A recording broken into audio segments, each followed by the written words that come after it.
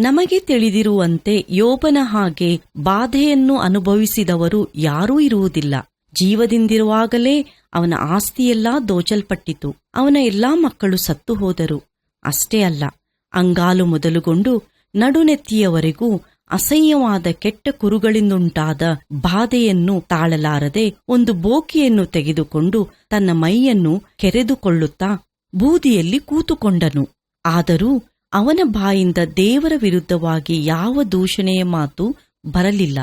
ಬದಲಾಗಿ ದೇವರು ಕೊಟ್ಟನು, ದೇವರೇ ತೆಗೆದುಕೊಂಡನು, ಆತನ ನಾಮಕ್ಕೆ ಸ್ತೋತ್ರವಾಗಲಿ ಎಂದು ಹೇಳಿದನು. ಪ್ರಿಯರೇ, ಸಂಪೂರ್ಣತೆಯ ಗುರುತು ತಾಳ್ಮೆಯೇ. ಎಲ್ಲವೂ ಅನುಕೂಲವಾಗಿರುವಾಗ ದೇವರನ್ನು ಸ್ತುತಿಸುವುದು ಬಹು ಸುಲಭ. ಆದರೆ ಕಷ್ಟ, ಸಂಕಟ ಹಾಗೂ ಬಾಧೆಗಳ ಮಧ್ಯದಲ್ಲಿ ದೇವರನ್ನು ಸ್ತುತಿಸುವುದು ದೇವರ ಪ್ರೀತಿ ಹಾಗೂ ಆತನ ಪರಾಮರಿಕೆಯನ್ನು ಅನುಭವಿಸಿದವರಿಗೆ ಮಾತ್ರ ಸಾಧ್ಯ. ಯಾವಾಗಲೂ ಸಂತೋಷಿಸಿರಿ, ಎಲ್ಲಾದರಲ್ಲಿಯೂ ಕೃತಜ್ಞತಾಸ್ತುತಿ ಮಾಡಿರಿ. ಇದೇ ನಿಮ್ಮ ವಿಷಯವಾಗಿ ಕ್ರಿಸ್ತ ಯೇಸುವಿನಲ್ಲಿ ತೋರಿಬಂದ ದೇವರ ಚಿತ್ತ ಎಂಬುದಾಗಿ ಬೈಬಲ್ ಹೇಳುತ್ತದೆ. ಪ್ರಿಯರೇ, ಈ ದಿನ ನೀವು ಯಾವ ಪರಿಸ್ಥಿತಿಯಲ್ಲಿ ಹಾದು ಹೋಗುತ್ತಿದ್ದರೂ ದೇವರಿಗೆ ಕೃತಜ್ಞತಾಸ್ತುತಿ ಮಾಡುವಿರಾ?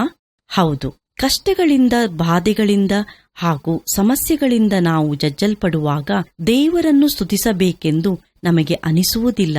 ಆದರೆ ನಾವು ನಮ್ಮ ಎಲ್ಲಾ ಪರಿಸ್ಥಿತಿಗಳಲ್ಲಿ ಆತನನ್ನು ಸ್ತುತಿಸುವುದನ್ನು ಕಲಿಯೋಣವೇ?